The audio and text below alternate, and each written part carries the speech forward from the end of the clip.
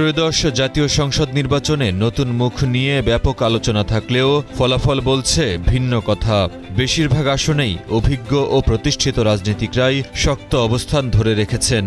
নতুন প্রার্থীদের প্রতি আগ্রহ থাকলেও তা ভোটে বড় ধরনের সাফল্যে রূপ নেয়নি।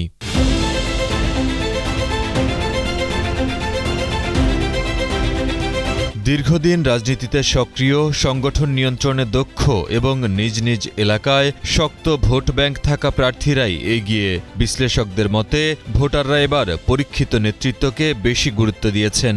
রাজনৈতিক ও অর্থনৈতিক বাস্তবতায় অনেকেই ঝুঁকি নিতে চাননি, ফলে অভিজ্ঞদের পক্ষে ফল গেছে বেশি।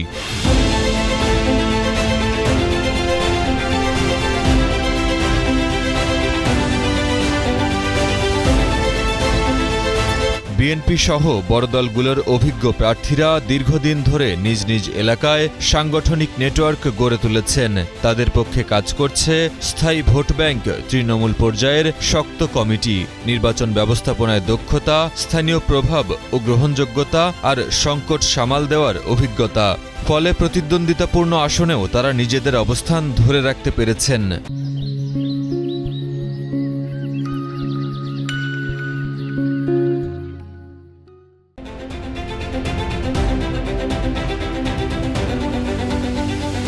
যেমন বিএনপির প্রচারণায় শীর্ষ নেতৃত্বের সক্রিয় ভূমিকা এবং তৃণমূল সংগঠনের সমন্বয় অনেক আসনে ফলাফলে বড় প্রভাব ফেলেছে।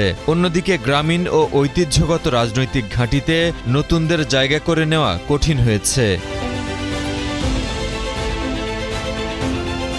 নতুন প্রার্থীদের ক্ষেত্রে কয়েকটি দুর্বলতা স্পষ্ট হয়েছে, যেমন সাংগঠনিক দুর্বলতা। অনেকেই ইউনিয়ন বা ওয়ার্ড কমিটি গড়ে তুলতে পারেননি। আরও রয়েছে ভোট ব্যাংকের অভাব। স্থায়ী সমর্থন ভিত্তি না থাকায় শেষ মুহূর্তে ভোটও টানতে পারেননি অনেকেই।